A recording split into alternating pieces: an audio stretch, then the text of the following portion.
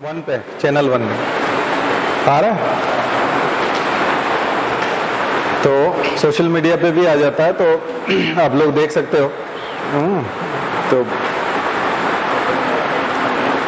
8 या 10 क्वेश्चन जो होते हैं वो डिसाइड करते हैं, थोड़ा सा घुमाते हैं।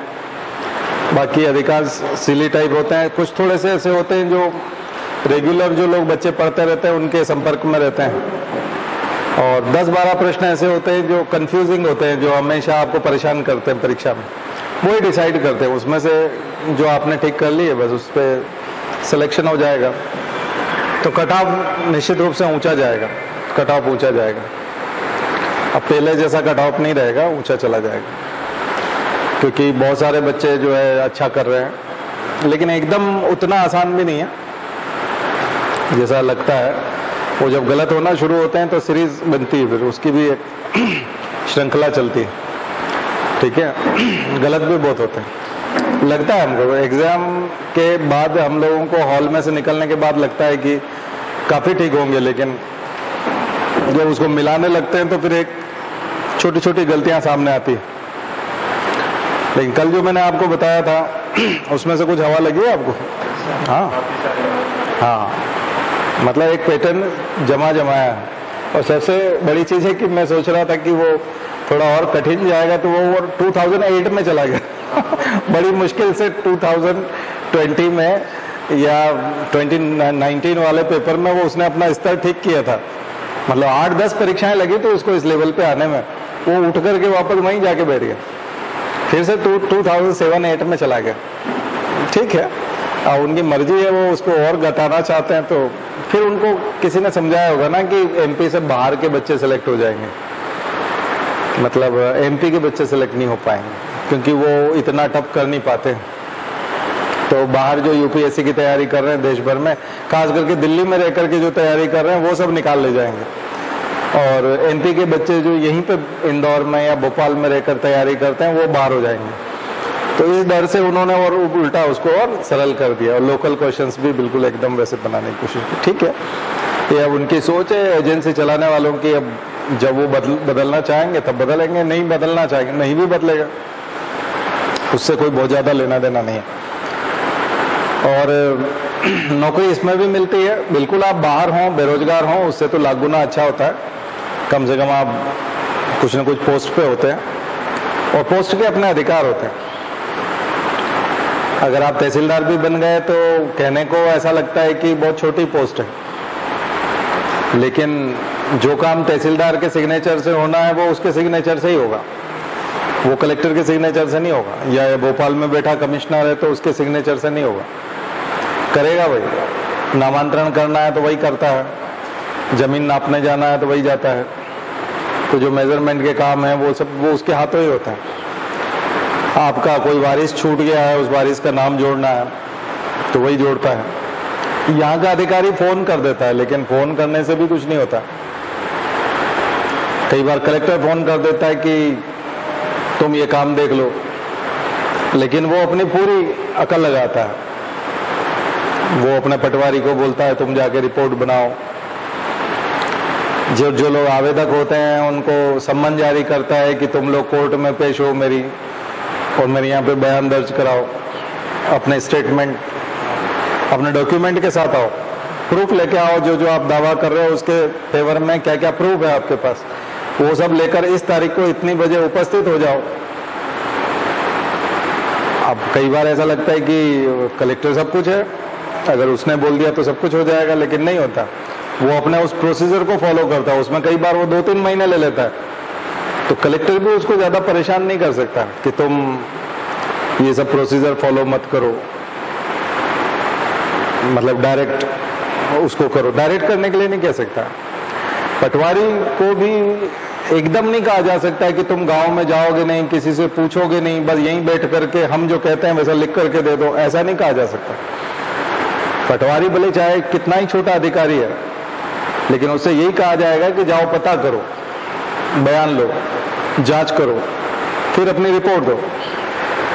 हाँ, उसने कुछ गड़बड़ कर रखी होगी या उसका कोई नब्ज उनके हाथ में होगी तो जरूर उससे कुछ भी करवा सकते हैं, अदरवाइज उसको बोल नहीं सकते। तो प्रशासन की छोटी से छोटी जो पोस्ट होती है ना, उसका अपना एक इम्पोर्टेंस है। और सबसे बड़ी चीज है कि आपका गाड़ी बंगला और ये सब तो तैयार हो ही जाएगा, क्योंकि मिनिमम इतना पैसा मिल जाता है, मार्केट में लोन मिल जाता है, और आप दिन रात काम करते हो तो लोग खुशी से आपकी जेब में ठूस जाते हैं पैसे। तो आप नाराज ना करो तो भी लोगों को पैसा, क्योंकि आजकल जमीनों के दाम इतने ज्यादा है ना, पैसे बहुत है। किसी की जमीन मान लिया जाए 4 करोड़ में बिकनी है, और आप अगर आज की तारीख में सिग्नेचर कर देते हैं तो अभी 4 करोड़ में बिक जाएगी, और आप 8 महीने लटका देते हैं तो 4 करोड़ का ब्याज कितना होता है? मान लीजिए उसका कर्जा है 3 करोड़ का, 4 करोड़ आने वाले हैं, 3 करोड़ उसको चुकाने हैं, तो 5 लाख रुपया लगभग उसका हर महीने ब्याज लग रहा है। 8 महीने में 40 लाख रुपया ब्याज हो जाए। तो आपने कुछ नहीं किया, मैं पूरा प्रोसीजर फॉलो करूंगा, जब मुझे फुर्सत मिलेगी तब मैं जाऊंगा, मैं इस काम को मेरे नियम के हिसाब से करूंगा, जो मेरे नियम में आता है। मात्र अगर वो नियम ही लगाने लग जाए तो 40 लाख रुपया लगवा देगा उसका। और अगर उसने नियम नहीं लगाया और अपनी मर्जी से उसको प्रेफरेंस दे दिया, तो उसने 20 लाख दे दिए या 10 लाख दे दिए, तो उसका एक ही दिन में काम कर देता है वो। जिस काम में 6 महीने 8 महीने लगने हैं वो उसी दिन कर देता है, तो उसको पैसे मिल जाते हैं। तो उसको भी लगता है कि इसको 4 करोड़ मिल रहे हैं, इसने मुझे 10 लाख दिए, तो मैंने इसको कोई लूट तो नहीं लिया। तो उसमें वो एथिक्स वाली भावना भी नहीं आती। तो मैंने देखा है कि वो जमीनों के मामले में जब से करोड़ों का चक्कर पड़ा है ना, जब से करोड़ों में हुआ है, सब लोगों के एथिक्स बदल गए। तहसीलदारों के, पटवारी के, कलेक्टर के, उनको लगता है हमको इतनी सी, यानी एक सड़क छाप आदमी के पास 5 करोड़ रुपए आ जाएंगे, कलेक्टर पूरी जिंदगी 30 साल तक आईएएस जो है वो रिटायर होगा, उसके पास कभी इतना पैसा इकट्ठा नहीं होगा, और इसके पास 5 करोड़ आ जाएंगे। तो उनका दिमाग खराब होता है कि वो इसमें कुछ न कुछ हिस्सा हमारा होना चाहिए, आखिर सिग्नेचर तो हम ही करते हैं। पर तुम्हारा क्या हिस्सा? तुम तो उसके बाप की संतान नहीं हो ना, उसको जो प्रॉपर्टी मिली हुई तो उसका पिता की संतान होने की वजह से मिली है। तुम्हारे बाप ने कुछ नहीं छोड़ी, तुमको सिर्फ आईएएस बनाया प्रॉपर्टी छोड़ी होती तो कई बार लोगों को लगता है कि थोड़ा सा प्रॉपर्टी का भी कुछ कर लिया होता, मतलब एक कुछ ऐसा टुकड़ा 5 लाख में लेके पटक लिया होता तो आज 1 करोड़ का हो जाता। 20-20 गुना 30-30 गुना प्राइस बड़े थे उस समय में। अब तो खैर इतना चांसेस बहुत कम रह गए। अब तो ऑलरेडी इतना महंगा है कि अब उससे और बढ़ के कहा जाएगा। तो अब इन्वेस्टमेंट का उतना ज्यादा वो नहीं। तो कई बहुत सारे अधिकारियों को ऐसा महसूस होता है, खास करके मैं छोटे अधिकारियों की बात कर रहा हूँ। उनके पावर, काफी पावर है उनके पास, वो लोग बांटते हैं।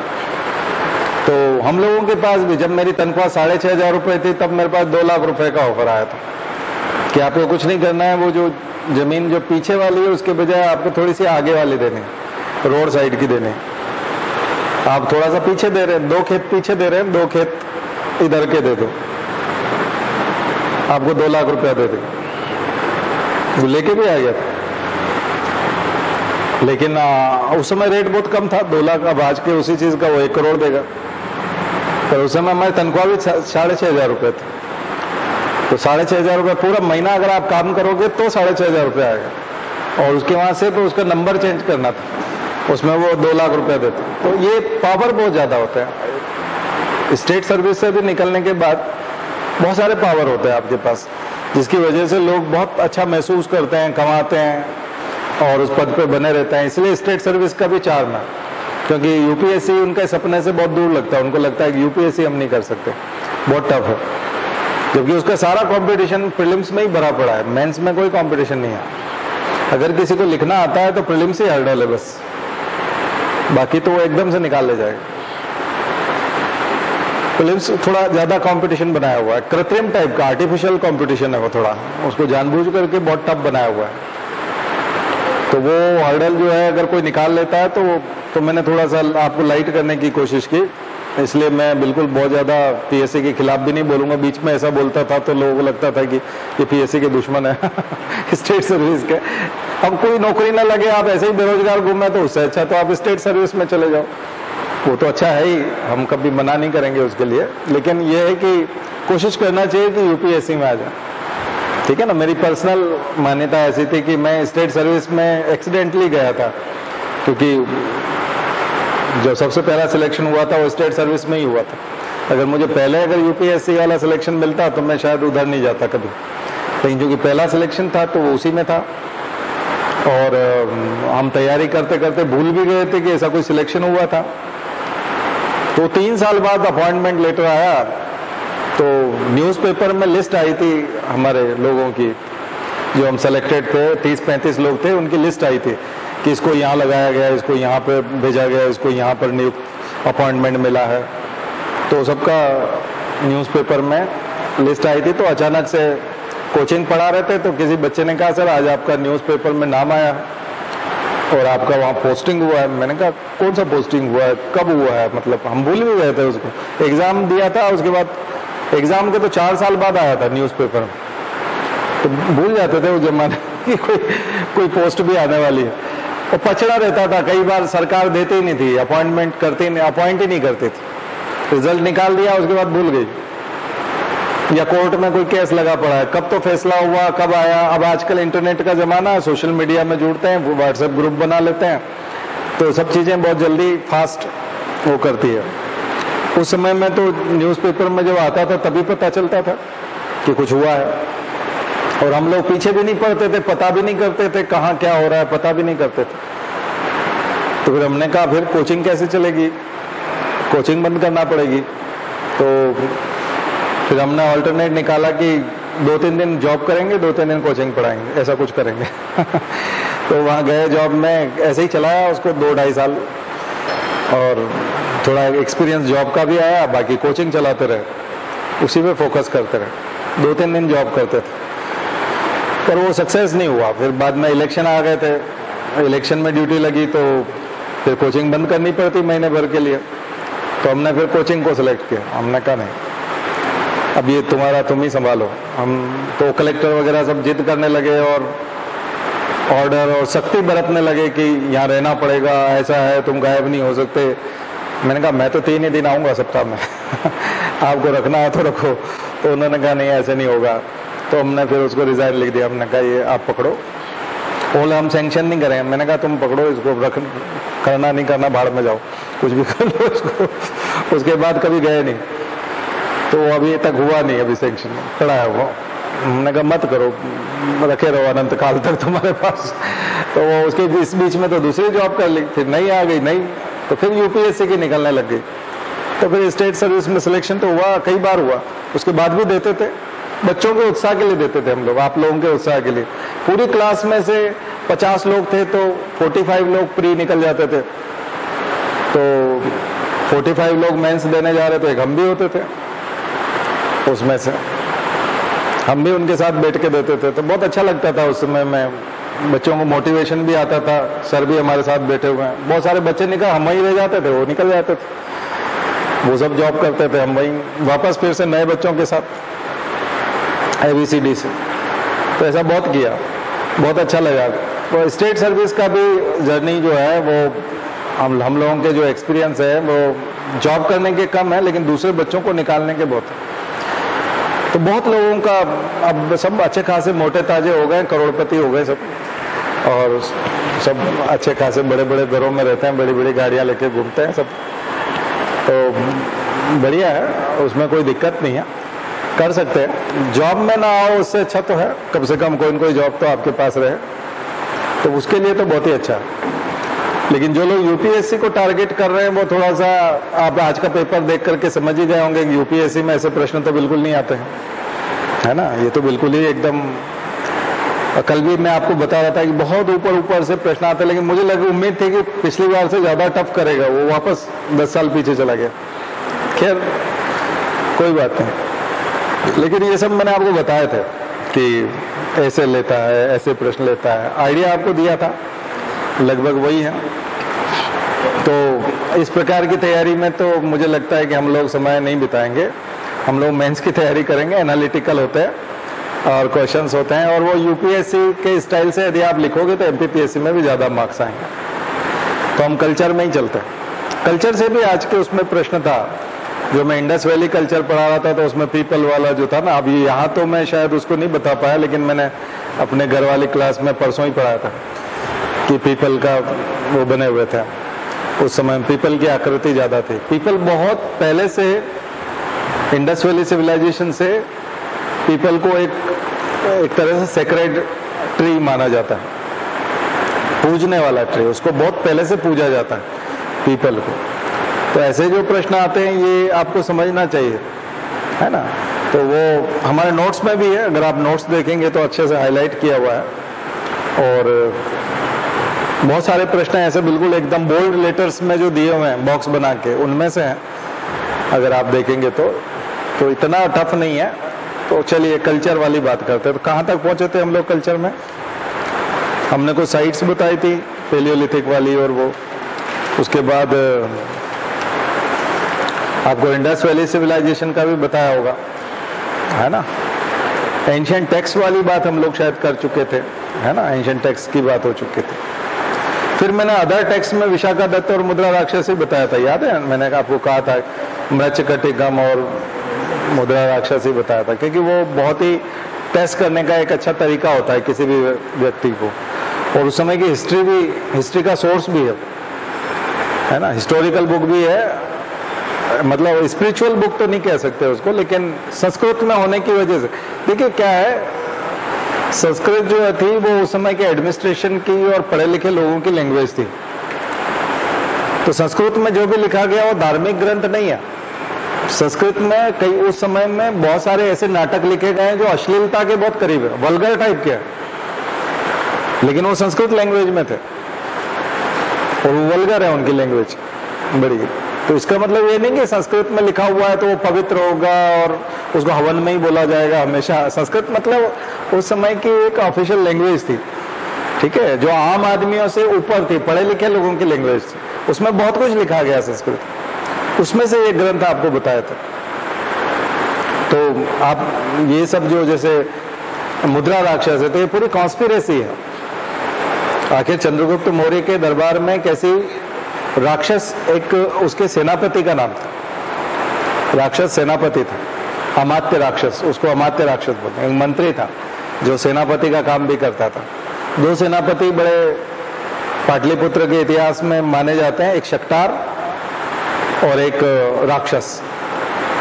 तो मुद्रा राक्षस भाई है, वो राक्षस के ऊपर, नाम उसका राक्षस है, वो राक्षस नहीं है नाम उसका राक्षस, अमात्य राक्षस, मंत्री राक्षस, जैसे प्रधानमंत्री को राक्षस बोलने लग जाए, ठीक है तो नाम उसका राक्षस है, ठीक है। तो मंत्री राक्षस, अमात्य राक्षस। तो सेनापति था, उसको सेनापति बनाया था, सेनापति शक्टार, सेनापति राक्षस। वो जो षड्यंत्र करता था चंद्रगुप्त मौर्य के खिलाफ या चंद्रगुप्त मौर्य के अगेंस्ट जो कुछ होता था, गणानंद को सत्ता से उतारना और चंद्रगुप्त मौर्य को बिठाना, और फिर पूरा जो कथा है उसके, वो कहानी जो है वो मुद्रा राक्षस है, वो विशाखादत्त ने लिखी। तो आप इनकी कथा वस्तु भी लिखिए, उनके कंटेंट भी लिखिए, थोड़ा सा उसका जो स्टोरी प्लॉट है वो थोड़ा सा लिखिए कि आखिर इसमें स्टोरी क्या है ना। मेंस के लिए तो बहुत इंपॉर्टेंट होगा। अभी आप मेंस देंगे, जो लोग एमपीपीएससी का प्री निकालेंगे वो मेंस देंगे, तो वो वहाँ प्लॉट पूछ लेंगे कि मृच्छकटिकम का प्लॉट बताइए, मुद्रा राक्षस का प्लॉट बताइए, ठीक है, कादम्बरी का प्लॉट बताइए, भर्तरी का जो नीति शतक है, श्रृंगार शतक है, 3 शतक लिखे ना उन्होंने, वैराग्य शतक सबसे पहला है, श्रृंगार शतक दूसरा है, नीति शतक तीसरा है, वैराग्य शतक। 3 शतक लिखे हैं भर्तरी ने, उनके प्लॉट पूछ लेते हैं कई बार। तो अभी केवल आप जैसे रट रहे थे, प्रीलिम्स के हिसाब से कुछ चीजें रट रहे थे, तो उससे आपका काम हो गया। लेकिन अब आपको केवल रटने मात्र से नहीं होगा, अब आपको थोड़ा डिस्क्रिप्शन देना पड़ेगा, वर्णन करना पड़ेगा, लिखना पड़ेगा उसके बारे में। तो एक एक पैराग्राफ एक एक पेज में लिखिए, एक एक बुक को, ठीक है। अभिज्ञान शाकुंतलम के बारे में लिखिए, रघुवंशम के बारे में लिखिए, मेघदूतम के बारे में लिखिए कि उनमें है क्या, विक्रमोर्शियम के बारे में लिखिए, ऋतु संहार के बारे में लिखिए, ठीक है, किरातार्जुनियम के बारे में लिखिए, कुमार संभवम के बारे में लिखिए, तो वो एक बहुत बड़ा महाकाव्य कुमार संभव किसका है? कालिदास का। कुमार संभव, कुमार कैसे संभव हुआ? कुमार की उत्पत्ति कैसे हुई? कार्तिकेय, कुमार किसके लिए कहा जा रहा है? कार्तिकेय के लिए। कार्तिकेय का जन्म कैसे हुआ? कौन से राक्षस के वध के लिए उसका जन्म हुआ? तो उसकी पूरी कहानी जो है वो कुमार संभवम है। कालिदास ने जो कुमार संभवम लिखा है वो कार्तिकेय के जन्म की कहानी है। कुमार कैसे संभव हुआ?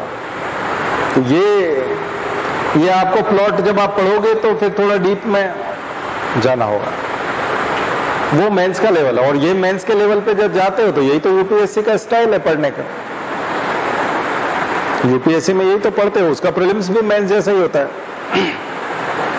बस। उसके प्रीलिम्स में और मेंस में ज्यादा अंतर नहीं होता यूपीएससी। एमपीपीएससी में बहुत अंतर होता है। वहां प्रीलिम्स में जो प्रश्न पूछे जा रहे हैं और 1 2 3 है, फिर ऊपर में से 2 है, ऊपर में से 3 है, ऐसा आप निकालते हो। अगर वो डिस्क्रिप्शन आपको आ गया और उसका अगर आप मॉडल आंसर पढ़ लोगे, वो क्वेश्चन का बहुत सारे जो कोचिंग इंस्टीट्यूट वाले एक्सप्लेनेशन देते हैं ना, तो मॉडल आंसर देते हैं, एक्सप्लेन करते हैं उसको आंसर को। वो एक्सप्लेनेशन मेंस का एक आंसर है बस। इसका एक्सप्लेनेशन जो है वन लाइनर हो जाएगा। एमपीपीएससी का एक्सप्लेनेशन 1 या 2 लाइन में हो जाएगा। आज जो प्रश्न है ना, उसने जो प्रश्न दिया 1 या 2 लाइन में उसका खत्म हो जाएगा एक्सप्लेनेशन। वो चारों ABCD के एक्सप्लेन करके बता देगा 2 लाइन। लेकिन यूपीएससी का एक्सप्लेन करने के लिए पूरा 1 पेज लग जाएगा या आधा पेज लग जाएगा, अब वो यूपीएससी का आंसर हो जाएगा मेंस का। इसलिए हम बोलते हैं कि प्रीलिम्स और मेंस दोनों अलग अलग नहीं है, तो दोनों मिक्स है। क्योंकि आप उसको डीप में पढ़ोगे आंसर को, उसका एक्सप्लेनेशन पढ़ोगे तो वो मेंस का आंसर हो जाएगा। और वही चीज इंटरव्यू में पूछी जाती है, तो बहुत आसान हो जाएगा। तो इसके लिए आप ये जो मैं आपको बता रहा हूँ कल्चर वाले पार्ट में, तो लिटरेचर को थोड़ा सा डिटेल में पढ़िए, ध्यान से देखिए उसको, पॉइंट्स में लिखिए उसको।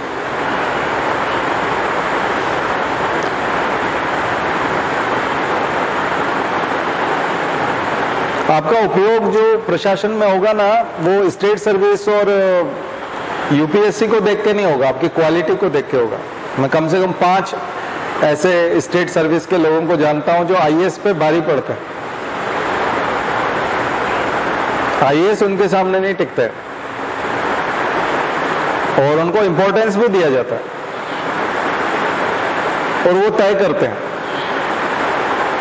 जैसे सीएम से मिलवाने वाला आदमी है जो सीएम के घर पे रहता है, सीएम से अगर किसी को मीटिंग करनी है तो वो स्टेट सर्विस का आदमी है, डिप्टी कलेक्टर है।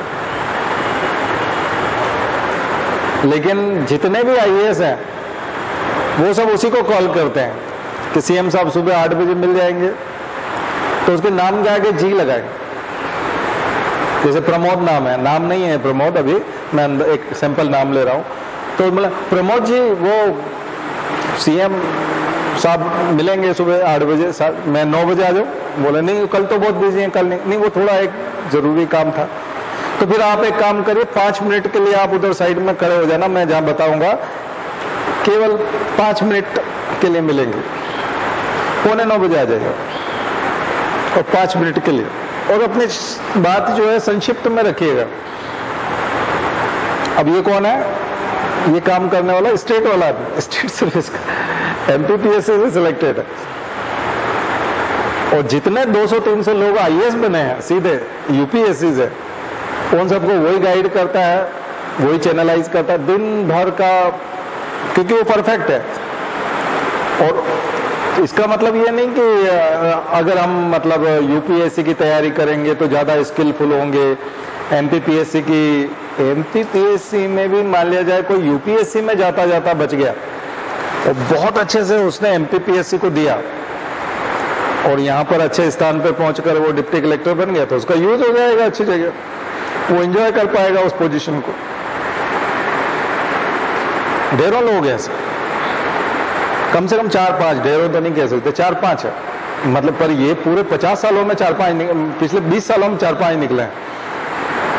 जबकि आईएएस में ज्यादा, अच्छा आईएएस का अपना एक ईगो होता है, वो उतना गिरता नहीं है, उतना झुकता नहीं है, वो सीएम के चाय का कप भी पकड़ लेगा, उसके लिए सब्जी भी ले आएगा, ठीक है। छोटा बच्चा होगा तो उसको अस्पताल भी दिखा लाएगा, ठीक है। तो वो छोटे छोटे काम भी कर लेता है ना, घरेलू टाइप का। आईएएस का अपना ईगो होता है तो वो इतना इस टाइप के चपरासी वाले काम करता नहीं है, तो उसको ये मौका नहीं मिलता। पर ये है कि वो बहुत की पर्सन बन जाता है। बहुत सारे लोग अपनी योग्यता के आधार पर, ऐसा नहीं है उनमें योग्यता नहीं है, वो सीएम के भाषण लिखता है। सीएम 15 अगस्त पे बोल रहे हैं, इस पे बोल रहे हैं, लाल परेड मैदान में बहुत बड़ी भीड़ आने वाली है, तो उसके भाषण वगैरह वो स्टेट सर्विस वाले लिखते हैं बहुत सारे, क्योंकि ये हिंदी में लिखना होता है। आईएएस वाले तो आईआईटीएन है और इंग्लिश मीडियम के, उनको हिंदी आती नहीं है, वो जानते ही नहीं है। आप सब महानुभाव, तो वो पूछते फिरेंगे दिन भर ये महानुभाव क्या होता है, तो उनको पता ही नहीं है, तो वो बहुत अच्छे से लिख जाता है। उसको ट्रांसलेशन भी आता है, एमपीपीएससी में हिंदी का पेपर होता है तो उसमें भी वो ज्यादा मार्क्स लेके आया है। तो स्टेट सर्विस में स्टेट के लोग जो ये जो जाते हैं, ये अपनी जगह बना लेता है, बशर्ते उसकी योग्यता हो, उसमें वो क्वालिटी हो। जैसा मैंने अभी बताया कि कुमार कैसे संभव हुआ, उसकी पूरी कहानी पता हो, तो ऐसे लोग फिर एमपीपीएससी में भी डिप्टी कलेक्टर निकालेंगे और जिंदगी भर अपने आप को बहुत अच्छी जगह पर भी बना के रख पाएंगे। ये मैं सब सत्य घटना है। अगर इस लेक्चर को कोई वाकई में उनमें से सुन रहा होगा तो उनको लगेगा कि मेरी कहानी कही जा रही है, ठीक है, क्योंकि मैं सत्य घटना पे आधारित बता रहा हूँ आपको कि ये किया है कुछ लोगों ने। और अगर उनको मौका मिलता, वो क्या है, डेडिकेशन से काम करने लगे। जैसे एसडीएम बने तो ईमानदारी से एसडीएम वाला काम करने लगे और अपना यूपीएससी का अटेम्प्ट दे दिया। उसकी वजह हमने उस समय में 20 साल पहले उनको सजेस्ट किया था कि आप छुट्टी लो, एसडीएम वाला काम अभी 4-5 महीने के लिए बंद कर दो और जम के तैयारी करो, आईएएस हो जाओगे। पर वो छुट्टी भी ले आते थे, छुट्टी सैंक्शन भी हो जाती थी। फिर अचानक से कुछ ऐसा होता था कि कलेक्टर के बुलाव पे खुद ही पहुंच जाते थे। मतलब उनको वो लगता था ड्यूटी करना है, मतलब हमारा जॉब लगा है तो हम इस काम को बहुत अच्छे से करें। उस चक्कर में वो आईएएस नहीं बन पाया, नहीं तो वो लेवल तो था उनका। तो ऐसे बच्चे जो है वो कर जाते हैं। पर वो करते कैसे हैं, उनकी विशेषता मैं बताता हूँ आपको। वो लोग बहुत डीप में पड़े हुए हैं, उन्होंने बहुत अच्छे से तैयारी की थी और यूपीएससी की ही तैयारी कर रखी थी। वो तो किसी कारण से यूपीएससी में नहीं पहुंच पाए, स्टेट सर्विस में चले गए। सक्सेस वही होते हैं वहां जाकर, बाकी तो ऐसे पैदल बहुत सारे हैं, ऐसे ही घूमते रहते हैं, ढेरों घूमते रहते हैं। कई लोग तो हमारा कोचिंग का बोर्ड देखते हैं तो हमारे यहाँ आ जाते हैं ऊपर कि हम रिटायर हो गए, आप क्या पढ़ाना चाहते हैं। अरे हमने कहा बाबा घर जाओ, तुमको क्या कौन सुनेगा भाई। बोले नहीं हम आईएएस थे। हमने कहा आईएएस थे पर आता जाता भी तो कुछ हो, आईएएस होने से थोड़ी होता है। मतलब पढ़ाने लायक तो हम तो कंटिन्यूअस इतने सालों से पढ़ा रहे हैं, इसलिए पढ़ा पा रहे हैं। अब तुमने तो फाइलें वाइलें किसी है, यहाँ तो पूरा सब्जेक्ट पढ़ाना है। वो थोड़ी कि हमारे चपरासी का नाम बाबूराम था ये सब चीजें थोड़ी पढ़ानी है यहाँ तो अलग चीज पढ़ानी है ना, वो पढ़ाना नहीं आता, वो नहीं कर पाते। तो बहुत सारों की स्थिति बहुत दयनीय है, बुढ़ापा भी बहुत बेकार तरीके से करता है और कोई घर वाले भी उनकी कोई खास इज्जत नहीं करते। इसलिए बहुत कम लोगों की इज्जत होती है। ध्यान रखिए, प्रशासन में जाने मात्र से बात नहीं बनती, पूरी जिंदगी कुछ करके दिखाना पड़ता है, पूरी जिंदगी ऊंचाई पे बना रहना पड़ता है, पूरी जिंदगी अपनी क्वालिटी मेंटेन करनी पड़ती है और उसकी शुरुआत अभी से होती है। और वो ये आप ढंग से पढ़ोगे तो होगी, अदरवाइज नहीं होगी। और ऐसे तुक्का मार के कहीं कुछ पहुंच भी गए तो लाइफ में फिर गालियों के सिवा कुछ नहीं मिलना, आपको काम वाम नहीं दिया जाएगा। जब हम छोटे अधिकारी थे तो हमारे जो बॉस थे और उनके भी जो बॉस थे वो हमसे सीधा कांटेक्ट करते थे। हमारे पास फोन चपरासी आता था, फोन आता था कि तुम आ जाओ मीटिंग में आ जाओ। हमने कहा नहीं, हमारे बॉस आएंगे ना, वो आएंगे, हम क्यों आएंगे। बोलता अरे उसको छोड़ो, उसको कुछ नहीं आता, तुम आ जाओ। हमने कहा वो फिर बोले वो कुछ नहीं बोलेगा, उसको समझा देंगे, उसके बॉस भी तो वही है। फिर वो सीधा बुला, वो आते थे रोते गाते पानी में भीगते हुए या कभी लेट, तो हम बैठे हुए दिखते थे तो वो बोलते थे कि सर मैं आ जाऊं मतलब मीटिंग शुरू हो गई, वो तुम्हारी कोई जरूरत नहीं, तुम जाओ अपना वहीं बैठो, नीचे बैठो, जाओ, हम ले कर लेंगे, मीटिंग सब हो जाएगी। और ये समझा देंगे तुमको, उनको समझा देंगे हम, मेघवाल जी को ये समझा देंगे, तुम वहीं बैठो। बड़ा इंसल्टिंग लगता था हमको, खुद को जॉब में रहते हुए हमको लगता था, हम छोटी पोस्ट पे थे लेकिन हमको ज्यादा लायक समझा जाता था। वो बड़ी पोस्ट पे होते हुए भी लायक, परीक्षा तो उन्होंने भी पास किया, लेकिन प्रॉब्लम ये है कि आईक्यू नहीं है, चीजें समझ में नहीं आती, ये बहुत देर से समझ में आती है। तो इतने में पारा चढ़ जाता है आईएएस का, उसका दिमाग खराब हो जाता है, वो भगा देता था। फिर हम बोलते थे सर ऐसा है कि इसे तो फिर वो मैं कैसे जाऊंगा, मेरे पास तो गाड़ी भी वो वाली है, ड्राइवर भी हल्का वाला है, फलाना है, हमारे पास तो जवान भी नहीं होता, मेरा जवान तो होमगार्ड का मरा सा बहुत दुबला सा, कोई धक्का दे गिर पड़े, ऐसा तो जवान हमको दिया हुआ था। उसका ख्याल हमको रखना पड़ता था, हर पल ध्यान रखना पड़ता है, इसको कुछ खिला दे पिला देने तो नहीं रास्ते में न मर जाए, ऐसे ऐसे तो जवान थे। अब वो सुरक्षा में लगे हुए थे हमारी तो हमको उसका ख्याल रखना पड़ता था। तो फिर वो बोलते थे हमारा गार्ड ले जाओ, हमारी गाड़ी ले जाओ और ये काम करके आओ, ये काम तुम ही कर सकते हो। उसको नहीं भेजे, हमने कहा हमारे बॉस को पूछ ले, नहीं उसको पूछने की भी जरूरत नहीं, उसको कुछ भी करने की जरूरत नहीं। तो ये जब हमने जॉब में रहते हुए देखा, हमने देखा कि केवल पोस्ट पे पहुंचने से नहीं होता, एग्जाम क्रॉस करने से भी नहीं होता, उसके बाद असली में आपको फील्ड में काम करके दिखाना पड़ता है, असली में जौहर दिखाना पड़ता है, उसके बिना नहीं होता। तो इसके लिए क्वालिटी मेंटेन करना पड़ेगी आपको अभी से, पढ़ाई के समय, तब जाकर के बाद का आपका, नहीं तो बहुत बहुत बेकार लगता है, बहुत बेकार लगता है। आपका जूनियर से आप पूछो, अच्छा फिर साहब मेरे बारे में क्या कह रहे थे, अच्छा नाराज तो नहीं थे, वो चाहता, अच्छा मेरे नाम लेकर के गुस्सा तो नहीं हो रहे थे, ऐसे ऐसे आप फिर अपने जूनियर से पूछोगे तो फिर पूरी जिंदगी ऐसे दबे दबे से रहना, डर डर के रहना, और एकदम सेकेंडरी रहता है ना आपका, मतलब कोई इंपॉर्टेंस नहीं रहता। तो मुझे लगता है आप मैंने जो एक दृश्य दिखाया उससे आपको समझ में आ गई होगी कि बहुत बुरी स्थिति होती है। तो उससे अच्छा तो पढ़ लें, अच्छे से पढ़ लें, अच्छे से पढ़ लें, दिमाग में कंसेप्ट क्लियर कर लें, अच्छे से नोट्स बना लें और अच्छे से परीक्षा में लिखें और अच्छी पोस्ट पे जाए और फिर कुछ कर दिखाएं, चाहे स्टेट में जाए चाहे यूपीएससी में जाए, उससे इतना फर्क नहीं पड़ता। फर्क पड़ता है क्वालिटी है कि नहीं, क्वालिटी होगी तो आपको बुला लिया जाएगा। हमेशा आप ट्रेनिंग में रहोगे, आप ट्रेनिंग देने वालों में रहोगे, आपको नेतृत्व दे दिया जाएगा, लीडरशिप दे दी जाती है।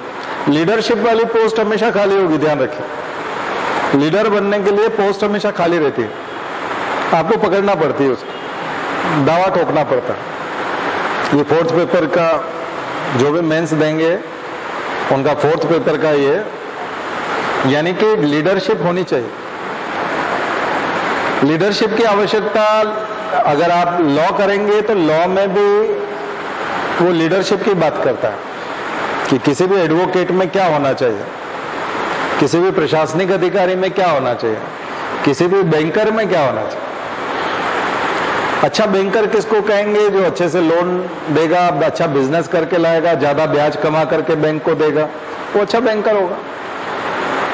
तो आपका कम्युनिकेशन स्किल बहुत अच्छा होगा, लोगों को, जिन लोगों को लोन चाहिए और अच्छे ग्राहक हैं, आपके अच्छे क्लाइंट हैं बैंक के, जो कस्टमर बोलते हैं हम लोग, बैंक में कस्टमर शब्द यूज करते हैं, क्लाइंट के बजाय कस्टमर करते हैं। बीमा में क्या होता है? यही होता है कि जो बड़ा बीमा करा सकता है, अच्छा प्रीमियम दे सकता है, उसको आपने पकड़ लिया।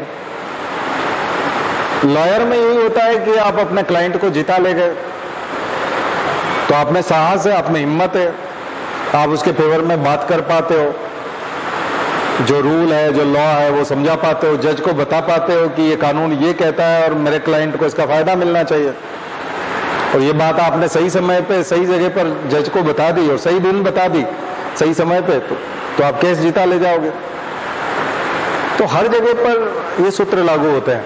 अच्छे प्रशासनिक अधिकारी में भी यही सूत्र लागू होता है और अच्छे लीडर में भी यही लागू होता है। वो अपनी पार्टी को जीता ले जाता है, सरकार बनवा देता है अपनी पार्टी की, अच्छा लीडर।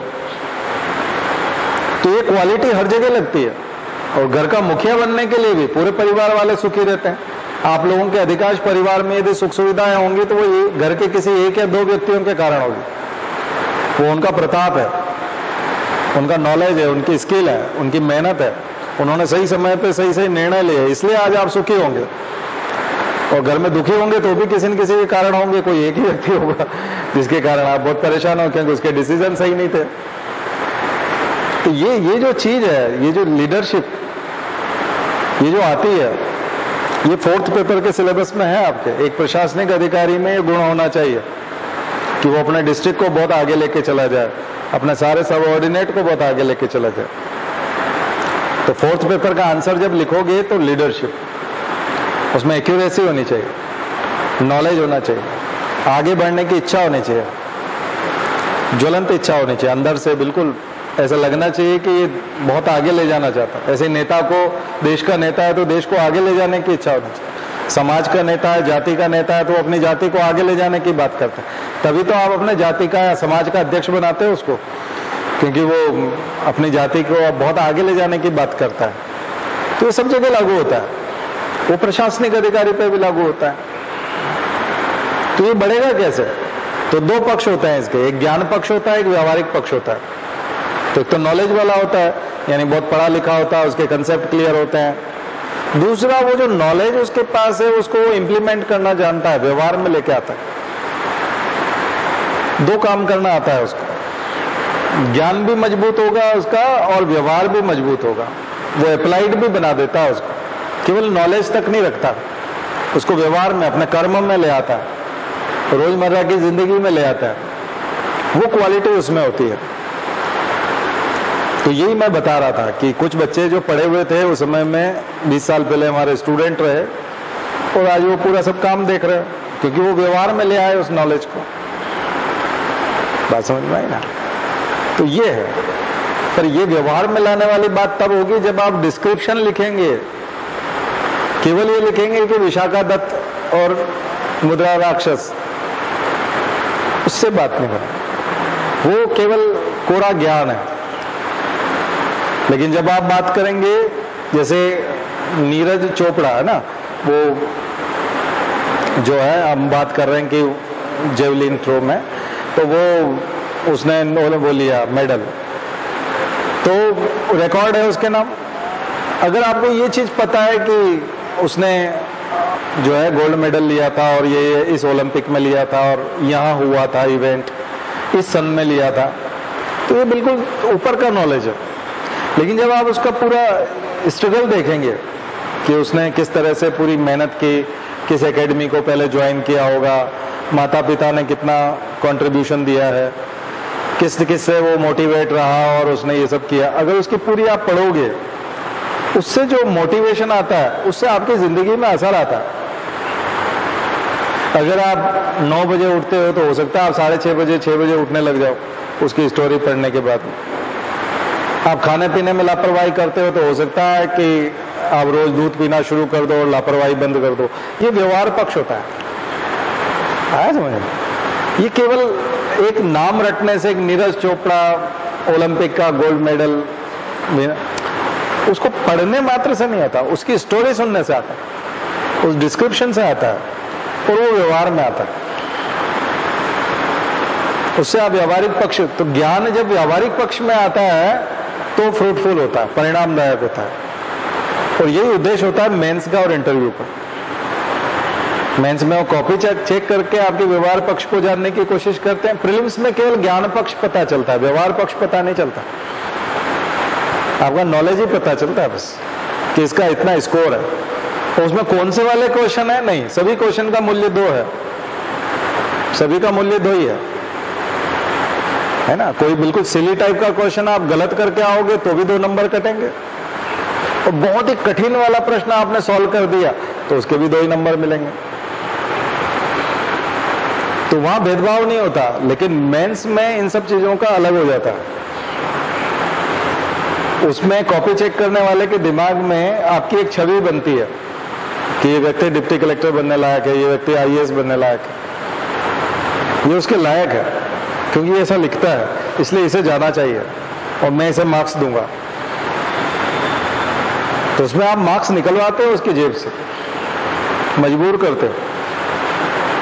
इसलिए आपको कल्चर को, अभी तक जो आप कल्चर पढ़ रहे थे वो कल्चर फिल्म्स के लिए था एक तरह से, लेकिन अब जो आप कल्चर पढ़ोगे वो दूसरा होगा। ठीक है। तो जैसे कि आप बोलते हो कि सिंधु घाटी सभ्यता में जो मूर्ति मिली वो मातृ देवी की मूर्ति थी, है ना।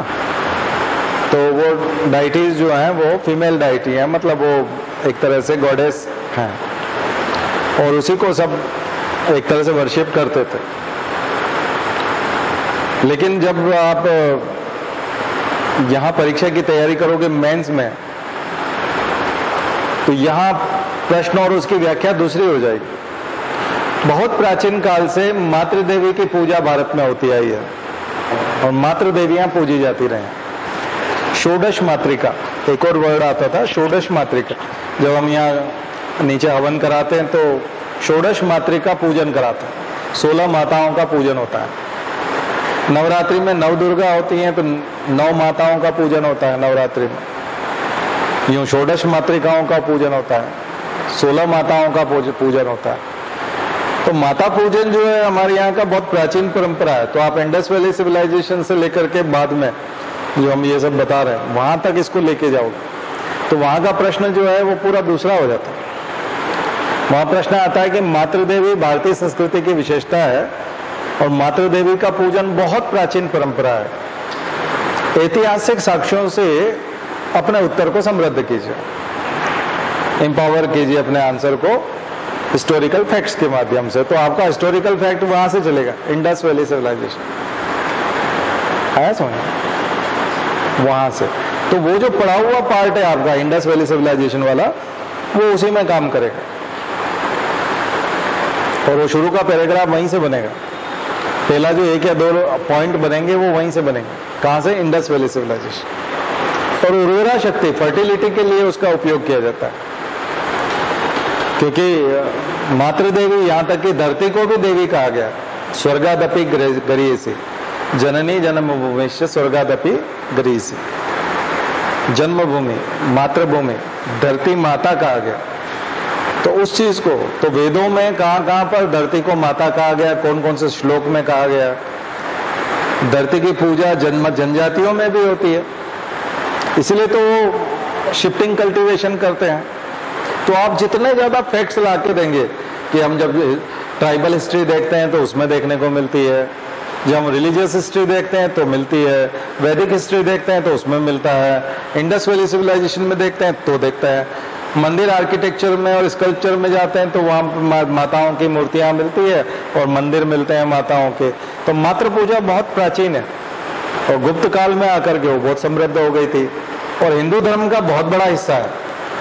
हिंदू धर्म में एक संप्रदाय है जिसको बोला जाता है शाक्त संप्रदाय, शक्ति संप्रदाय, शक्ति पूजा, है ना। रामचरितमानस में राम की शक्ति पूजा आती है, राम खुद जो है उसको गौरी पूजा आती है, शक्ति पूजा आती है।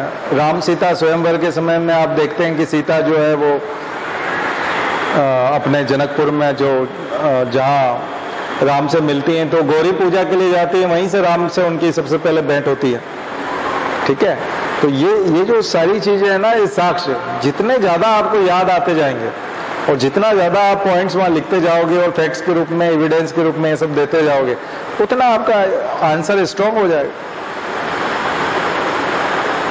तो आपने जो लाइन वहां पर पढ़ी थी वो इंडस वैली सिविलाइजेशन के लिए, वो प्री के लिए पढ़ी थी, लेकिन यहाँ आपके आंसर का वो कंटेंट हो गया।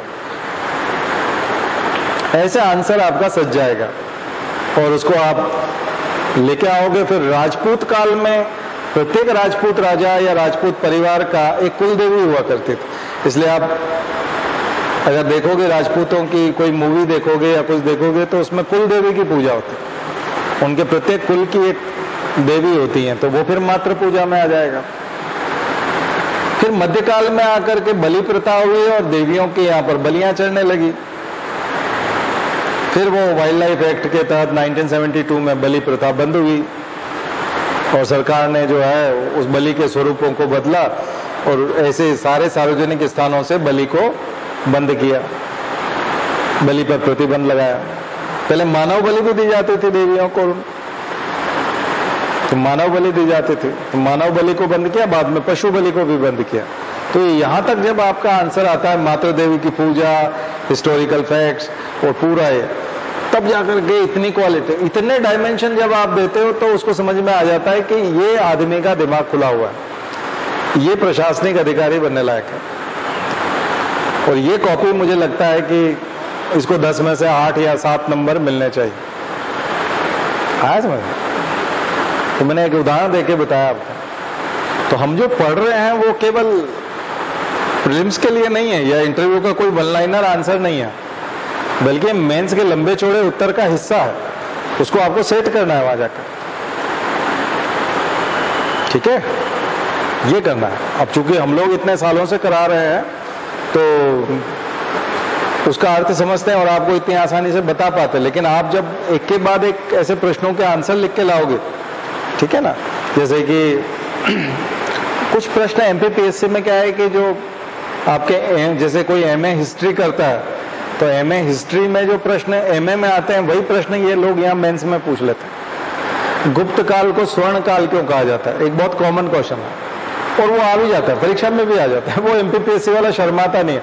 कई बार हम पढ़ाते हुए शर्माते हैं कि आखिर हम प्रशासनिक सेवाओं की तैयारी करा रहे हैं तो एमए तो नहीं पढ़ा सकते कम से कम, या कॉलेज का प्रोफेसर की तरह तो बात नहीं कर पाएंगे, स्कूल के टीचर की तरह तो बात नहीं कर पाएंगे, लेकिन वहां तो वो प्रश्न वैसा पूछ लेता है तो करना भी पड़ती है, वैसा बताना भी पड़ता है। तो गुप्त काल को स्वर्ण काल क्यों कहा जाता है? तो गुप्ताज पीरियड है, उसको गोल्डन एज कहते हैं, है ना? एंशिएंट हिस्ट्री में गोल्डन एज माना जाता है, जबकि दोनों तरफ है, उसके फेवर में भी ये चीजें आगे, प्रोस कॉन्स दोनों। कुछ लोग बोलते हैं कि वो स्वर्णकाल इसलिए क्योंकि वहां मंदिर बने हैं, मूर्तियां बनी हैं, यहाँ तक कि सोने चांदी की मूर्तियां भी बनी है, सिक्के भी खूब सारे डाले गए, संस्कृति बहुत समृद्ध थी। दूसरी तरफ विरोध करने वाले बोलते हैं सती प्रथा का जन्म हो गया था, पर्दा प्रथा आ गया था, बहुविवाह आ गया था, महिलाओं को वेश्या बनाया जाने लगा था, महिलाओं की स्थिति बहुत बुरी हो गई थी, महिला को जला दिया जाता था पति के साथ, इससे ज्यादा खतरनाक और क्या स्थिति हो सकती थी? ऐसे को आप स्वर्ण युग कहते हो, शर्म आनी चाहिए। तो वो एक वर्ग ऐसा है, एक वर्ग उसका फेवर करने वाला है तो वो बोलता है नहीं इस समय धर्म बहुत वो हो गया था, इस समय ये। तो ये जो उत्तर आते हैं ना, ये वाले जो प्रश्न है, ये बहुत पॉपुलर प्रश्न है, एमपीपीएससी वाला सीधे सीधा पूछ लेता। तो आप ऐसे प्रश्न कल्चर वाले तैयार करो, जैसे मैंने अभी इंडस वैली सिविलाइजेशन या मातृ देवी का आपको बताया, ठीक वैसे ही गुप्त काल वाला। तो थोड़ा सा मेरा आज समझाने का थोड़ा मेंस के स्टाइल में ज्यादा है, क्योंकि आज ही प्रीलिम्स हुआ है, अब लोग मेंस की तैयारी करना शुरू करेंगे। तो कल्चर में मेंस की तैयारी, और आपको मान लीजिए इस साल नहीं भी हो रहा है आपका सिलेक्शन, तो फिर प्रीलिम्स दोगे आप बाद में, फिर कभी न कभी मेंस दोगे, तो दिसंबर तक आप मेंस के मोड में रहिए।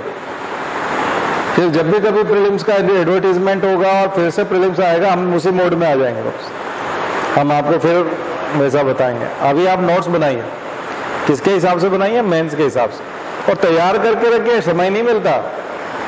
ये अभी 1.5 महीने में अभी रिजल्ट आ जाएगा, 1-1.5 महीने में, उसके बाद वो जुलाई अगस्त में फिर वो मेंस लेने की बात करेंगे या सितंबर में, तो ज्यादा समय नहीं मिलता।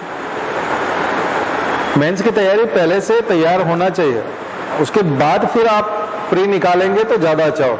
नहीं तो प्री आपने निकाल लिया और मेंस की तैयारी नहीं है तो हाथ पांव फूल जाते, फिर नहीं कर पाते, फिर आप लटकते झटकते छोटा मोटा कोई पोस्ट पे टिकते हो, पीछे की रैंक मिलती है। कई बार उम्र निकल जाती है या ज्यादा समय हो जाता है तो फिर डिमोटिवेशन भी आता है। तो उसका सबसे अच्छा तरीका है 5-6 महीने जम के मेंस की तैयारी की जाए। तो आज कुछ प्रश्न लिखे, जैसे इंडस वैली कल्चर की विशेषताएं बताइए, एक बहुत कॉमन क्वेश्चन है। सिंधु घाटी संस्कृति की विशेषताएं बताइए। सेंधाव संस्कृति भी लिखता है, हिंदी में सेंधाव संस्कृति भी कहा जाता है। ये हड़प्पा कल्चर की विशेषताएं बताइए, हड़प्पा कल्चर किसको कहते हैं? Indus valley culture, Harappa culture, ये सब एक ही बात है, ये सब कहा जाए तो एक ही बात है। इसकी 10 विशेषताएं लिख करके रखिएगा, characteristics of Indus valley culture.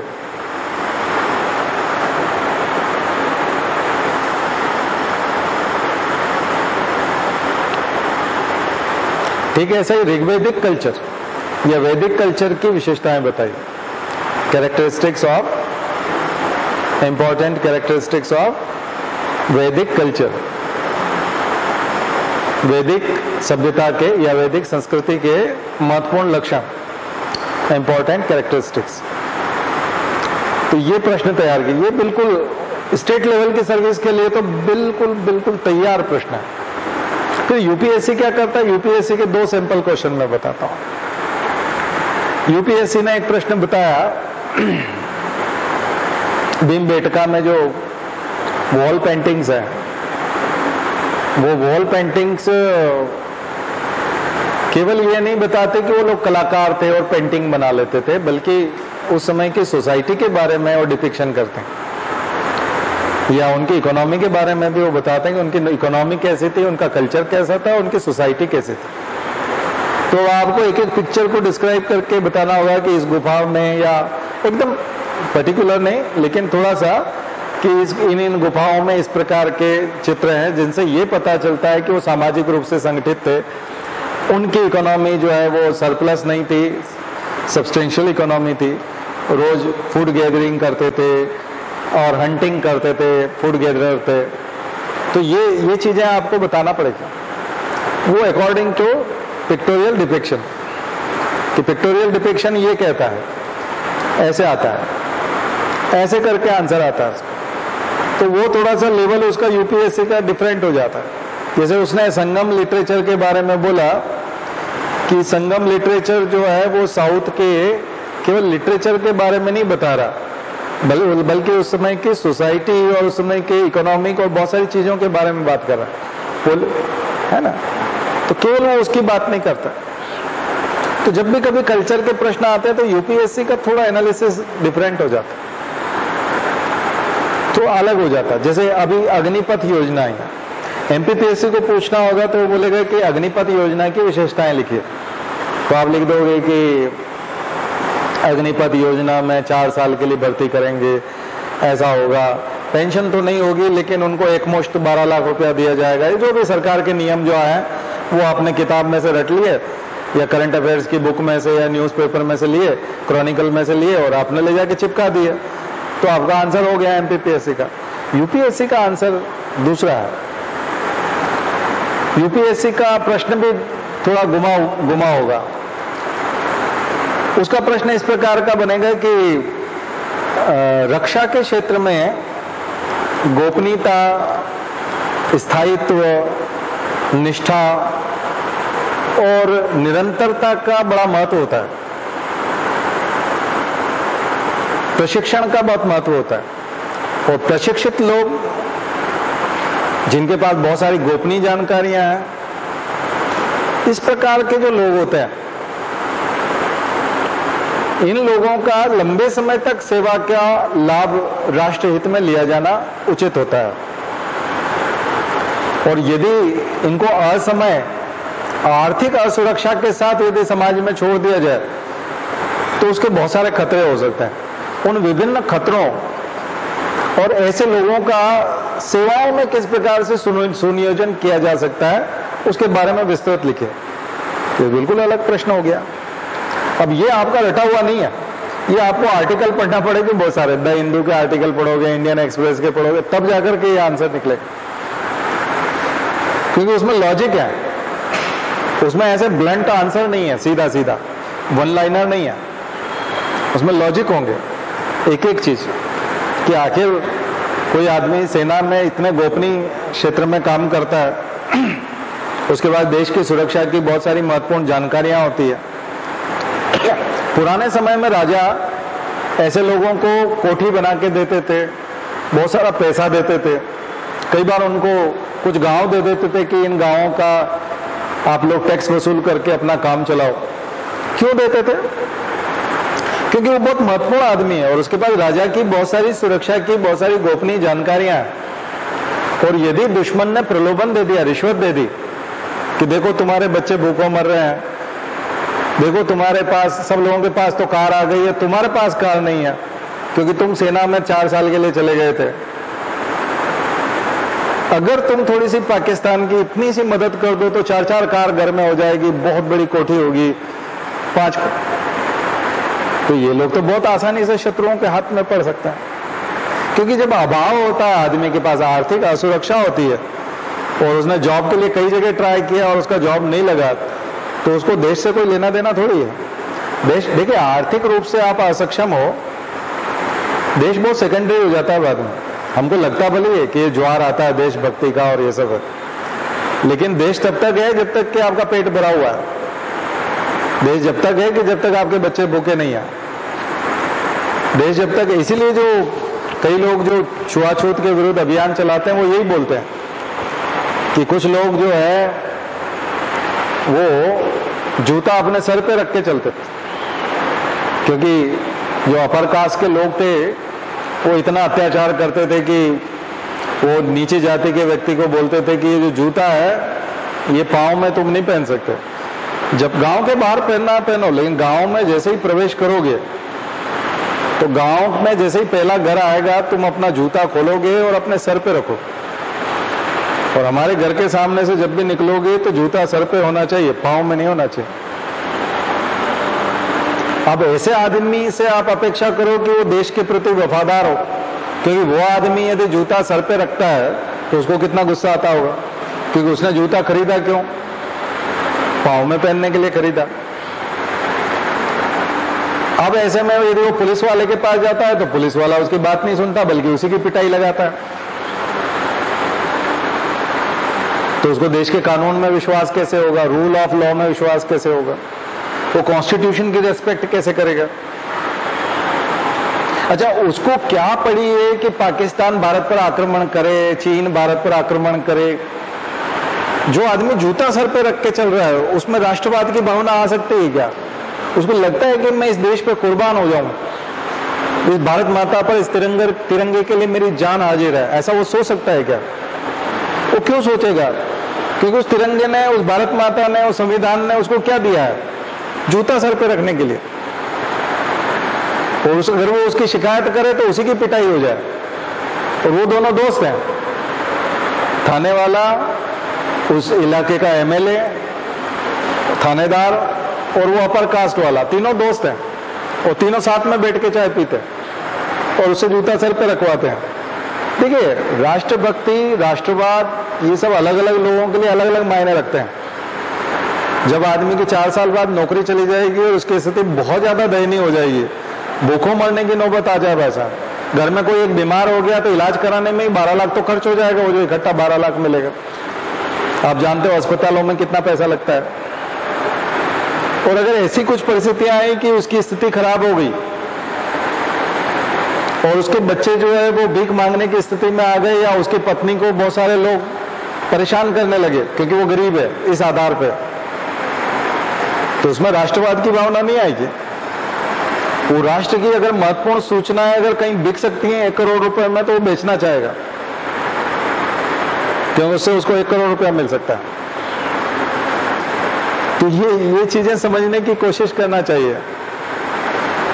फिर आप कहोगे कि नहीं, ऐसे आदमी को हम बिल्कुल नहीं लेंगे, तो निष्ठा को आप परख नहीं सकते। वो तो धूर्त आदमी तो कोई बहुत बड़ा मंत्री भी हो सकता है, वो भी तो धूर्त हो सकता है, वो भी तो देश का दुश्मन हो सकता है। और कई बार कितने बड़े बड़े अधिकारी IAS और वो भी देश के जिनका पेट भरा हुआ है वो भी देश के दुश्मन हो जाते हैं। लेकिन जो अभाव में रहता है उसकी स्थिति और ज्यादा खराब होती है। तो ये दृष्टिकोण जो है ये आपको फिर उसमें देखने को मिलेगा। कहां पर? हाँ, ये MPPSC की परीक्षा में वो इस आलोचनात्मक नहीं पूछता, क्रिटिकली एनालाइज करने के लिए नहीं पूछता। UPSC वाला इस स्कीम को क्रिटिकली एनालाइज करने के लिए पूछेगा। इसलिए UPSC का आंसर राइटिंग जो है वो बिल्कुल डिफरेंट जाता है। तो आप समझ रहे होंगे मैं क्या कहना चाह रहा हूं। केवल ऐसे फैक्चुअल डेटा जो न्यूज़पेपर से आपने नोट डाउन किए हैं वो काम नहीं चलेगा। वैसे उसके बाद आपका दिमाग, मैं जब बता रहा हूं उस तरीके से चलेगा, तब आप कर पाएंगे। तो ये कैसे करते हैं ये अब आपको तय करना है। तो नोट्स बनाइए, तरह तरह के नोट्स बनाइए, और जितना ज्यादा आप हाथ से लिखेंगे उतना एग्जाम के लिए प्रिपेयर होगा, आप प्रिपेयर होंगे। तो मेहनत कीजिए और क्वालिटी लेके आइए और उसमें टू द पॉइंट हो तो और अच्छा, फ्लो चार्ट हो तो और अच्छा, और फैक्ट्स और कंसेप्ट्स बराबर हो तो और अच्छा। ठीक है, किस तारीख को सरकार ने ये किया, ये सिद्धांत दुनिया का है। तो देखिए, हम जिसकी कॉपी कर रहे हैं, जैसे हम लोग बोल रहे हैं कि हम इजराइल की कॉपी कर रहे हैं, तो इजराइल की जनसंख्या बहुत कम है और मोनोटोनस है, सारे यहूदी हैं, डाइवर्सिटी नहीं है एक तरह से। बहुत कम मुसलमान है, बहुत कम क्रिश्चियन है, डाइवर्स कंट्री नहीं है ज़्यादा। इजराइल का निर्माण ही धर्म के आधार पे हुआ है, यहूदी लोग हैं। तो मोनोजीनस होना और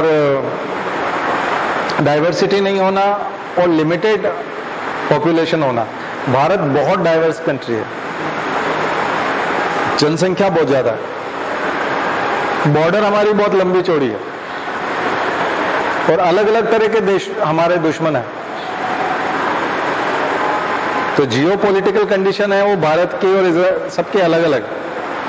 तो हम लोगों को वो दूसरा, हमारी डोमेस्टिक कंपल्शन और डोमेस्टिक प्रॉब्लम भी दूसरी है, घरेलू समस्याएं दूसरे प्रकार की है, ठीक है। जातिवाद है, असमानता है, इनकम इनइक्वालिटी बहुत ज्यादा है। इजराइल जितनी सुरक्षा दे रहा है अपने नागरिकों को, जितनी गारंटी दे रहा है, उसने 6 महीने के अंदर अंदर 2-3 बार वैक्सीनेशन कर दिया था 100%। हम आज तक नहीं कर पाए, ठीक है। अभी 200 करोड़ पे आप पहुंचेंगे, ठीक है। 300 करोड़ होना चाहिए ना, डबल बार के लिए देखा जाए तो 300 करोड़ होना चाहिए। तो अब हम पहुंचेंगे, वो भी 3 साल बाद। वो 6 महीने में 2 बार कर चुका था क्योंकि वो लिमिटेड पॉपुलेशन थी। तो दरअसल वो इजराइल जितना अपनी जनसंख्या को देता है और जितना टैक्स लेता है, उसके बदले जितनी सर्विसेज देता है, ऐसे हम कॉपी नहीं कर सकते किसी को। सबके अपने अपने तरीके के वो हैं। दूसरा, हमको ये भी देखना होता है कि हमारे दुश्मन किन चीजों का सबसे जल्दी फायदा उठा लेंगे, उनका हस्तक्षेप कितनी जल्दी आएगा। ये जो सब चीजें चल रही है, ऐसे में दुश्मनों को पता चलता है हमारी कमजोरी कि कहाँ हम लोग कमजोर है, कहाँ कौन कौन लोग जो है हमारे गिरफ्त में आ सकते हैं, किनको नक्सली बनाया जा सकता है। तो नक्सलवाद वाला एरिया ज्यादा है, तो किनको बुरा लगेगा वो देखना पड़ेगा। तो वो सब सोचना पड़ता है, केवल ऐसे ही बात कर देने से नहीं होता। आप स्टडी भी करके आए हैं, अच्छी बात है, आपने स्टडी किया है, कॉपी किया है, आप बोल रहे हैं हमने बहुत अध्ययन किया, लेकिन वही नकल में भी अकल लगानी पड़ती है वैसा है। और ठीक है, कई लोग बोल रहे हैं कि इसको प्रयोग पे आ जाने दो, एक बार हो जाने दो, लेकिन कुछ मामले ऐसे होते हैं जिनमें प्रयोग नहीं किए जा सकते। जैसे आप गैस सिलेंडर के बारे में आप जानते हैं घर में कि एक बार पूरे चालू कर दें और पूरे घर में एक बार गैस भर जाने दें और फिर हम चिंगारी छोड़ेंगे, है ना। एक बार थोड़ा जरा प्रयोग भी करके देख लें, नहीं करना। कुछ चीजें जो है प्रयोग नहीं करना होता क्योंकि वो डिजास्टर होता है, विध्वंसक होती है, क्योंकि वो ओके टेस्टेड है। दूसरे ने गलती कर रखी है, उससे भी कई बार शिक्षा ली जाती है। हम भी करके देखेंगे, जरूरी नहीं होता, ठीक है। कोई अगर मान लीजिए गड्ढा है और उधर पानी भरा हुआ और उसमें बाइक से तेज गया और धड़ाम से गिरा, बोले वो गिर गया, हम नहीं गिरेंगे, हम एक बार हम भी तेजी से जाके देखेंगे, तो ये बेवकूफी है। ये कोई अच्छी बात नहीं है, इसको करना कोई जरूरी नहीं है। तो हमेशा इतिहास को देख करके, घटनाओं को देख करके, विश्व स्तर पर बहुत सारी चीजों को जो हो रहा है उसको देख करके, और फिर हमारे यहाँ जो इतिहास में क्या क्या हुआ है उनको देख करके भी। ऑलरेडी हमारी सेना जो है बहुत ज्यादा दिक्कत में, क्योंकि वहां जातिवाद है, जाति के आधार पर रेजिमेंट है। लेकिन हमने शौर्य को बनाने के लिए जातिगत शौर्य को, Rajput regiment, Sikh regiment, Gorkha regiment, Maratha regiment, जातियों के आधार पर रेजिमेंट बनी है। एक रेजिमेंट वाले दूसरे रेजिमेंट के यहाँ खाना नहीं खाते। अलग अलग धुआं जो चल रहा था, वो कौन सी मूवी में भी आया था कि इतना सारा धुआं निकल रहा है। तो हमारे यहाँ तो एक ही रसोई, मुसलमान आया था तो उसने, आक्रमणकारी ने, जो इन्वेडर आए थे, उनने कहा हमारा खाना तो एक साथ पक रहा है, इनका खाना तो इतनी जगह धुआं क्यों निकल रहा है। तो उन्होंने कहा सामने एक दूसरे का खाते नहीं है ना, इसलिए सब अलग अलग खाना पका रहे हैं। तो उसने कहा इनको हराना तो बहुत आसान है। कितना आसान है, इनका खाना ही एक जगह नहीं पकता। तो हम लोग ऑलरेडी बहुत सारी समस्याओं से जूझ रहे हैं फौज में। दुनिया के साथ हम वैसे भी नकल नहीं कर सकते क्योंकि दुनिया में कहीं पे भी जातिवाद नहीं है। दुनिया में ऐसे अलग अलग खाना नहीं बनता, दुनिया में किसी में भी फौज में, ये भारत में ही बनता है। तो इसलिए कई बार आप कहोगे कि नहीं ऐसा थोड़ी है, हम थोड़ा कोई अलग थोड़ी है, अलग बहुत ज्यादा अलग है हम। ऐसा कहीं नहीं होता, वो भारत में होता है। It's happen only in India. करते हो ना हम। तो जो आप पॉजिटिव पढ़ते हो, हम ऐसे नेगेटिव की भी लिस्ट बताना शुरू करेंगे तो बहुत लंबी चौड़ी है, और इतने ज्यादा विभाजित होते हैं तो आप किसी का कुछ बिगाड़ भी नहीं सकते, क्योंकि आप खुद एक दूसरे के नहीं हो। तो पहले तो एक होना सीख लें। बहुत झंझट है हमारे, अभी तो हम उनको दूर करें, नया नया झंझट ना पालें। ठीक है, ये नया एक्सपेरिमेंट और ये सब जो है ये करने का समय भी नहीं है, और ये नितांत बेवकूफी है।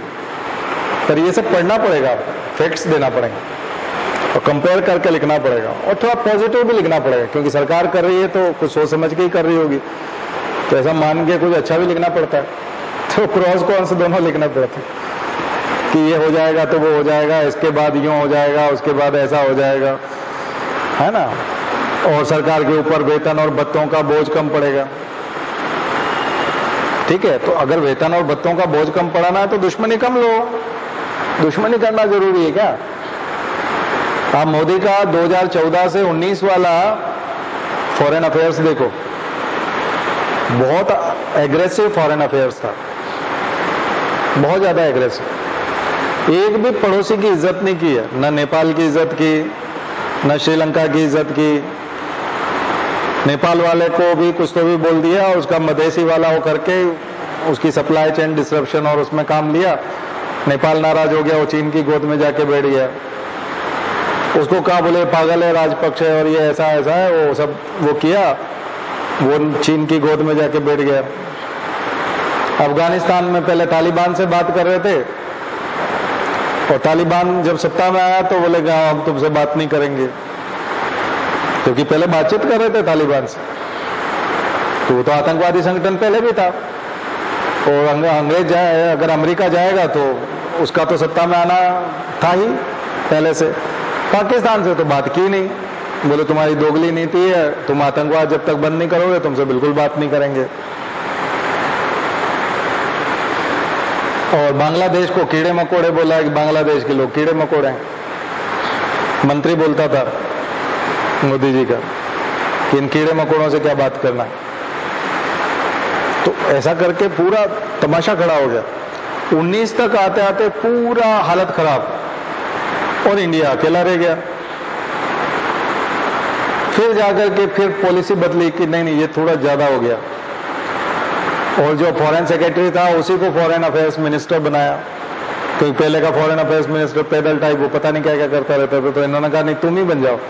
सेक्रेटरी को रिजाइन करवाया, उसके पिताजी ऑलरेडी RSS में थे पहले, तो उसको कहा कि अपने बेटे को इधर दे दो थोड़ा, तो वो मंत्री बनाया उसको। मंत्री बना के उसने थोड़े सा मेंटेन करने की कोशिश की, नहीं नहीं ऐसा नहीं है, आप भी हमारे खास हो। तभी तो आप देखो कि पाकिस्तान में सत्ता परिवर्तन हो गया, इमरान खान चला गया, नई सरकार आ गई, कोई कमेंट नहीं है।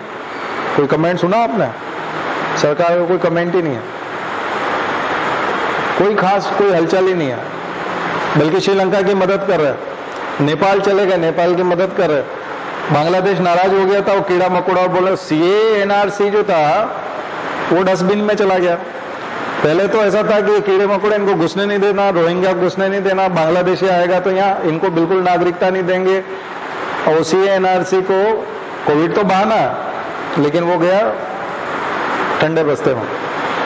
तो उनको मालूम है कि वो नाराज हो जाएगी बांग्लादेश वाली शेख हसीना, और वो सब झंझट हो जाएगा। वो नाराज हो भी गई थी, उसको फिर मनाया, अब उसको प्रेम से बात करते हैं, श्रीलंका से प्रेम से करते हैं, नेपाल से करते हैं, वो सारा मेंटेन किया, ठंडा किया। तो ये तो बेवकूफी है ना, आप ही ने तो खराब किया था रिलेशन। पहले 5 साल खराब करते रहे, 5 साल बाद समझ में आया कि ये नहीं, तो फिर उसको ठंडा कर रहे हैं। वो जितना भी गुस्सा है उसको नॉर्मलाइज कर रहे हैं। अब नहीं बोलते पाकिस्तान को कुछ, अब नहीं बोलते, अब कुछ नहीं बोलते। बीच में ये वो पूरा एग्रेसिव, उनको लगा कि सब फोड़ फाड़ देंगे, ये हो जाएगा वो हो जाएगा, कुछ नहीं होता है, ऐसा नहीं होता। अब सेना, और फिर सेना को अब कमजोर कर देंगे। ये 4 लाइन वाले कॉन्ट्रैक्ट बेस वाले जो आ जाते हैं। देखिए क्या होता है, मैंने कॉन्ट्रैक्ट बेस में काम किया था कॉलेज में। कॉलेज में मैंने दोनों टाइप का काम किया, परमानेंट नौकरी के हिसाब से भी काम किया और कॉन्ट्रैक्ट बेस में भी काम किया। तो कॉन्ट्रैक्ट बेस में जब काम करते हैं, संविदा के ऊपर जब आप काम करते हो, तो एक तो पता रहता है कि ये 4 साल में चला जाएगा, तो एक तो उसके प्रोग्रेस की बहुत ज्यादा गुंजाइश नहीं होती थी। 1857 का विद्रोह क्यों हुआ था, एक कारण पढ़ते होंगे आप लोग, सैनिक कारण पढ़ते हो ना, सैनिक कारण पढ़ते हो कि जो इंडियंस थे उनको यूरोपियंस की तरह अधिकार नहीं थे और उनको पदोन्नति, प्रमोशन की सुविधा नहीं थी। अब यहाँ 4 साल में क्या तो प्रमोशन होगा और क्या आगे बढ़ेंगे और क्या पदोन्नति की सुविधा होगी, तो आदमी डिमोरलाइज तो होता है। तो वो लोग सब संगठित होकर के फिर अंग्रेजों के खिलाफ 1857 में लड़ाई लड़ ली है, उसी को हम 1857 का विद्रोह कहते हैं। तो विद्रोह का एक कारण था असंतोष, सेटिस्फेक्शन नहीं आता, बल्कि गुस्सा आता है, यानी कि अपने जिन्होंने नौकरी दी है उनके खिलाफ गुस्सा आता है। तो मैंने जब कॉन्ट्रैक्ट बेस में काम किया तो मेरे चपरासी को 4000 5000 मिलता था, मुझे उस समय 2000 रुपया मिलता। तो चपरासी नमस्कार नहीं करता, क्योंकि वो सैलरी देखता है कि इनको 2000 रुपये मिलता है, मुझे 5000 रुपये मिलता है। और जो परमानेंट प्रोफेसर था उसको 20,000 मिलते थे, चपरासी को 5,000 मिलते थे और कॉन्ट्रैक्ट वाले को कितना मिलता था, 2,000 रुपया मिलता। और उसको ये भी पता है कि ये चले जाएंगे अभी 1 साल के लिए, 10 महीने के लिए, 12 महीने के लिए, उसके बाद इनका कोई मतलब नहीं है, इसलिए वो इज्जत भी नहीं करता, ऑर्डर भी फॉलो नहीं करता और सपोर्ट भी नहीं करता। अब फौज में अगर इस टाइप का नॉन कोऑपरेशन और ये सब चीजें आ गई तो, और उस टाइप से अगर मान लीजिए रेस्पेक्ट मिलना बंद हो गया चपरासी के द्वारा, या जिसने कहा बोले ये सप्लाई करो, तुम बम भेजो वहां पर, ये करना, इतनी गन भेज दो, वो सब खराब हो गई हैं, वो लूट ले गए, वहां हमको अटैक करना है, तो बोले अपना काम कर, 6 महीने बचे हैं तेरे, घर जाएगा तू, अपनी हेकड़ी मत जा, 6 महीने की तो नौकरी बची है, ऑर्डर दे रहा है, ठीक है।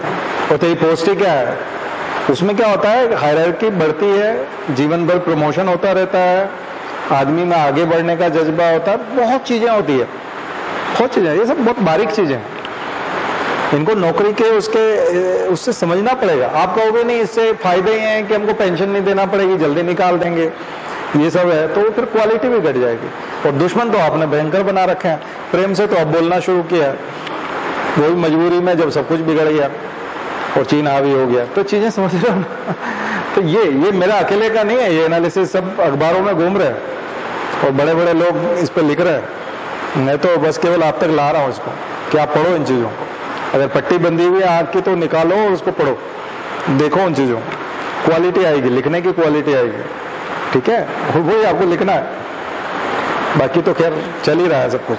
तो मुझे लगता है आज थोड़ा सा मेंस का कुछ माहौल बना, तो आज कुछ आंसर भी, कुछ क्वेश्चंस भी दिए हैं, उसके आंसर लिख के लाइए, ठीक है। गांधार और मथुरा वाला दिया था पहले मैंने आपको, ठीक है। आज मंदिर स्टाइल वाला भी दे दिया, टेम्पल आर्किटेक्चर नहीं दिया, नागर शैली, वैसर शैली, है ना, नागर स्टाइल के मंदिर क्या होते हैं, द्रविड़ स्टाइल के मंदिर क्या होते हैं, तो आज मंदिर वाला भी लिखो। इस सप्ताह भर का होमवर्क दे देता हूं मैं आपको, मंदिर आर्किटेक्चर, मंदिर स्टाइल, हाँ हो गया।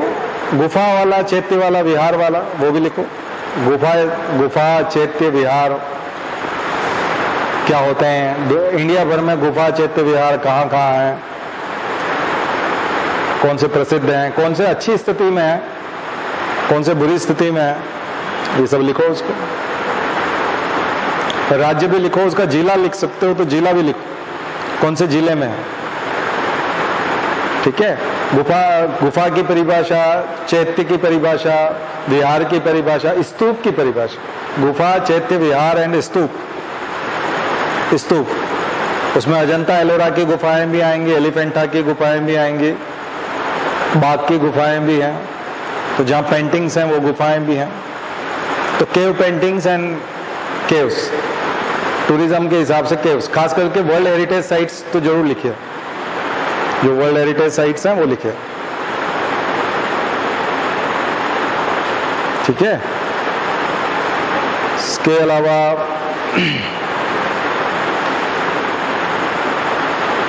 गुप्त काल का आर्किटेक्चर, गुप्तकालीन आर्किटेक्चर इन गुप्ता पीरियड, जितना भी गुप्ता पीरियड का आर्किटेक्चर है वो बताइए।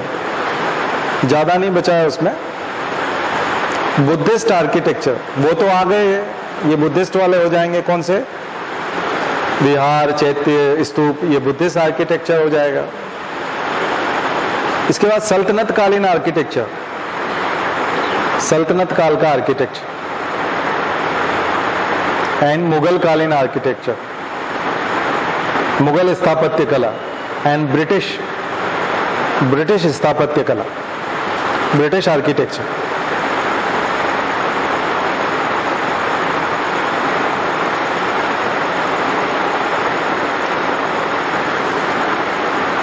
ठीक है। तो अब क्या होता है कि ये जो मैंने आपको बताया ये एमपीपीएससी के सीधे सीधे प्रश्न, यूपीएससी के प्रश्न इस टाइप से आते हैं कि जो मुगल स्थापत्य कला है, मुगल आर्किटेक्चर है, उस पे इंडियन आर्ट स्टाइल का क्या इम्पैक्ट है, और उल्टा इंडियन आर्ट स्टाइल पे उनका क्या इम्पैक्ट है, 22%। ठीक है। वो राजपूत कालीन architecture,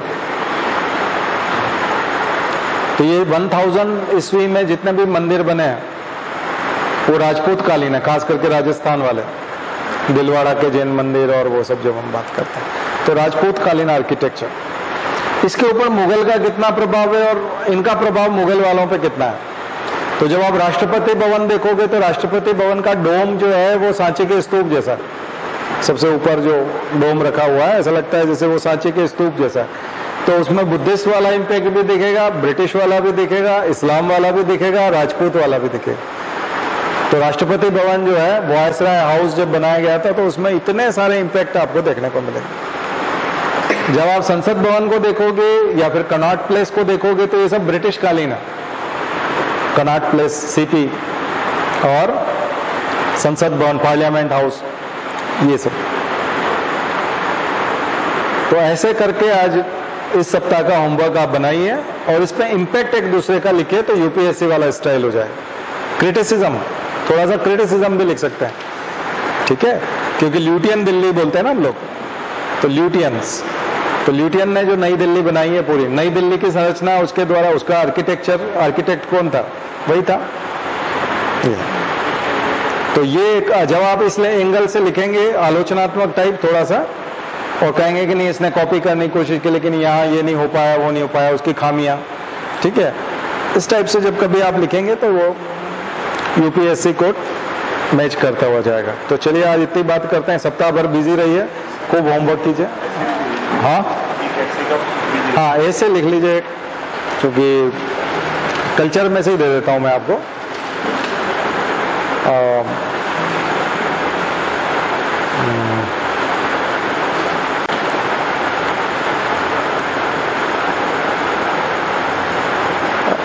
impact of westernisation on Indian culture,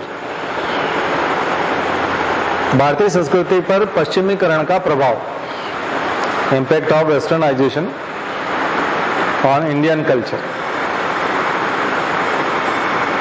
on Indian society भी लिख सकते हैं, दोनों लिख। सोशियोलॉजी वाले जो हैं वो इंडियन सोसाइटी लिखे और जनरल वाले बिल्कुल एकदम इंडियन कल्चर लिखे। जिनका ऑप्शनल सोशियोलॉजी है वो लोग इंडियन सोसाइटी पे लिखे। इसी को कई बार ग्लोबलाइजेशन, बाद में जाकर के ग्लोबलाइजेशन का इम्पैक्ट भी आप लिख सकते हैं, क्योंकि वो पश्चिमीकरण के काफी नजदीक होगा। ठीक है, लेकिन पश्चिमीकरण वाला वहां से आएगा कॉलोनाइजेशन के टाइम्स। ठीक है, उसमें फिर Asiatic society of Bengal, William Jones और वो सब भी वहां से निकल करके आएगा। वो फिर पर्सी ब्राउन के कोट्स उसमें आएंगे, हमारे नोट्स में जाकर के देख सकते हैं। चलिए, शांति पाठ। ओम